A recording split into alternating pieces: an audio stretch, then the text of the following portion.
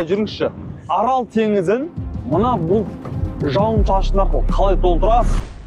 Ой құдай, мынау аспанда 1 гектар жерде кем дегенде 200 тонна су бар. Дәл қазір 200 тонна су тұр ма? Чүш көрсетейін саған. 12-ші күн жұмыс істеп жатырмыз. Атмосферада 1 гектар жерде 200 тонна су бар. Ешкім әлемде адам қолымен жасай алмаған нәрсені жасадық. 12 күннің ішінде мощный ылғалдар келіп жатыр. Бұлттар келді, оны мойындаймын. Бірақ одағы су туралы айтып берсеңізші. Атмосферада 10 триллион тонна планетаның атмосферасында су болады. Ғылымға ол белгілі. Кем дегенде. Енді біз соны тарталдық па? 1 гектарда 200 тонна су бар. Соны тарттық, дұрыс па? Бұл ғылыми дәлел бар. Дәлелі бар. Мынау Арал теңізінің тарихи Табаны, бұрынғы Арал теңізі. Бұның көлемі 70 мың шаршы километр.